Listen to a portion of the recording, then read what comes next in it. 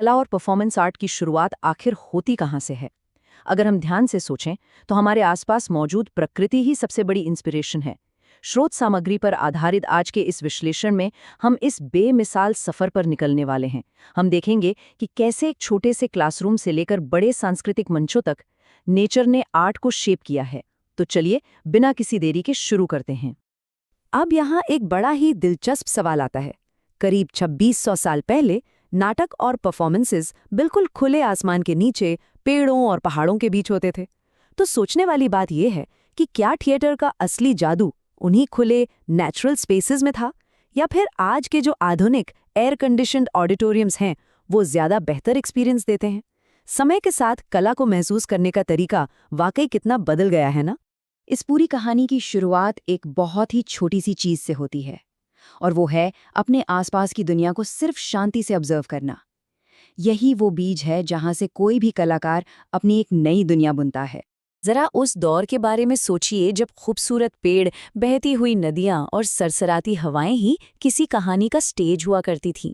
यहाँ कोई artificial lights या सेट डिजाइन नहीं था, सिर्फ नेचर का अपना जादू था जो शुरुआती दौर के थिएटर में जान डाल देता था। ये विजुअली कितना स्टनिंग लगता होगा। और अगर हम इंसानों से थोड़ा आगे बढ़कर देखें तो नदी के किनारे शांति से आराम करता हुआ एक कछुआ या जानवरों का शांत स्वभाव, ये सब एक ऐसी डीप शांति का एहसास कराते हैं जिसे कलाकारों ने सदियों से अपनी आर्ट में उतारा है। ये छोटी छोटी नेचुरल घटनाएं और डिटेल्स हमेशा से बेहतरीन कहानियों की बुनियाद रही हैं।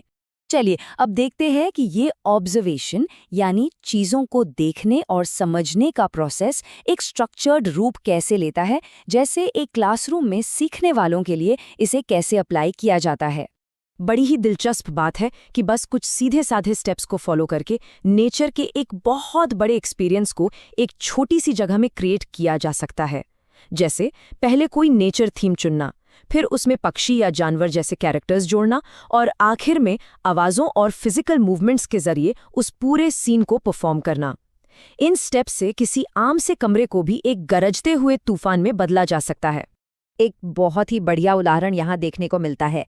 ये बिल्कुल किसी पंचतंत्र की कहानी जैसा लगता है, जहाँ युवा कलाकार भारी बारिश का नाटक कर रहे हैं ताकि एक फंसे हुए छोटे से पपी को बचा सकें। बच्चों ने अपनी क्रिएटिविटी से रोजमर्रा की आम चीजों को इस तरह इस्तेमाल किया है कि वो बादलों और बारिश जैसी लगने लगती हैं। अब ऐसे नॉन ह्यूमन कैरेक्टर्स में जान डालने के लिए कलाकारों को जिस सबसे जरूरी टूल की जरूरत होती है वो है वॉइस मॉड्यूलेशन, यानी अपनी आवाज को इस तरह बदलना कि वो किसी खास किरदार या जानवर की आवाज से मैच करे। एक छोटे से पपी की आवाज निकालना या हवा की सरसराहट बन जाना, आवाज को इस तरह मोड़ना ही एक्टिंग का एक बेहद खास और जरूरी हिस्सा है। इसे एक कदम और आगे ले जाते हैं। हम देखेंगे कि कैसे इन परफॉर्मेंसेस को वक्त के साथ निखारा जाता है और इनके पीछे छुपे गहरे थॉट्स क्या होते हैं। किसी भी परफॉर्मेंस को बेहतर बनाने के लिए सही फीडबैक होना बहुत जरूरी है।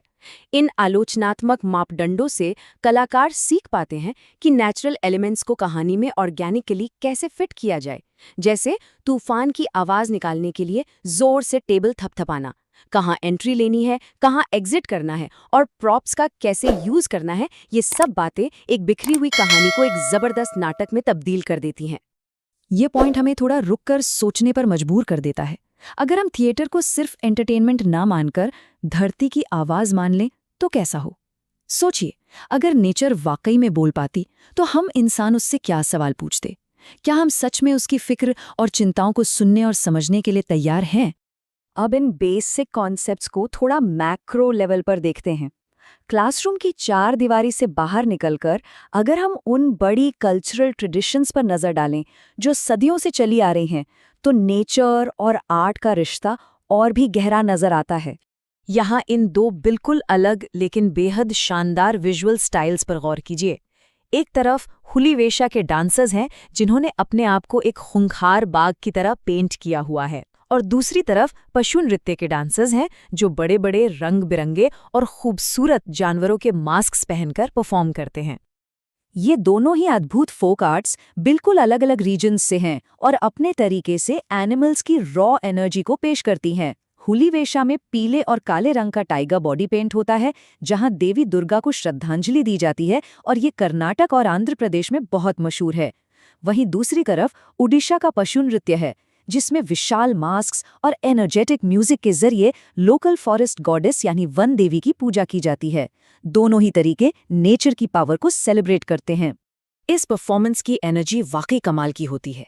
एक बाघ की असली ताकत और एग्रेशन को दिखाने के लिए तेज और भारी ढोल की थाप का इस्तेमाल किया जाता है।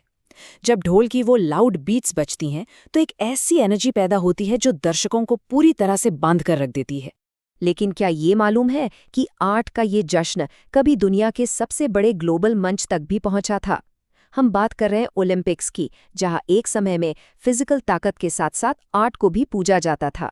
ये एक ऐसा हिस्टोरिकल फैक्ट है जो ज्यादातर लोगों को नहीं पता। 1912 में ओलंपिक के फाउंडर बैरन पियर डे कुबर्टन ने आर्ट कॉम्पिटिशन्स की शुरुआत की थी। उस दौर में करीब 30 साल तक कलाकार और एथलीट्स एक ही मंच पर कम्पीट करते थे। आर्किटेक्चर, लिटरेचर, म्यूजिक, पेंटिंग और स्कल्पचर में लोग बढ़ चढ़कर हिस्सा लेते थे, और 1948 तक उन्हें खेल से प्रेरित कला के लिए ऑफिशियल मेडल्स भी दिए जाते थे। और सबसे ज्यादा हैरान करने वाला आंकड़ा तो ये है 150। जी हाँ, इस हिस्टोरिकल पीरियड के दौरान आर्ट के क्षेत्र में कलाकारों को 150 से ज्यादा लेजिटिमेट ओलंपिक मेडल्स मिले थे। सोचिए, उस वक्त फिजिकल और मेंटल दोनों तरह के एक्सीलेंस को कितना इक्वल स्टेटस दिया जाता था। तो ये पूरा सफर आखिर में एक बहुत ही गहरे सवाल पर लाकर खड़ा कर देता है। सोचने वाली बात है कि क्या आज की इस आधुनिक दुनिया को वापस उन आर्ट कॉम्पिटिशन्स को मॉडर्न ओलंपिक गेम्स में शामिल करना चाहिए? क्या हम स्पोर्ट्स और क्रिएटिव आर्ट्स को दोबारा उसी तरह एक ही ग्लोबल मंच पर देखने के लिए तैयार हैं? स्रोत सामग्री पर आधारित आज के इस विश्लेषण में बस इतना ही। इस आखिरी सवाल पर थोड़ा विचार जरूर कीजिएगा। ऐसे ही एनसीईआरटी बुक्स के टॉपिक्स के लिए इस चैनल को सब्सक्राइब करिए। साथ में इस वीडियो को लाइक करें और आपके दोस्तों के साथ शेयर करिए, जिससे वो भी इस सब्जेक्ट में आप जैसे अच्छे मार्क्स पा सकें।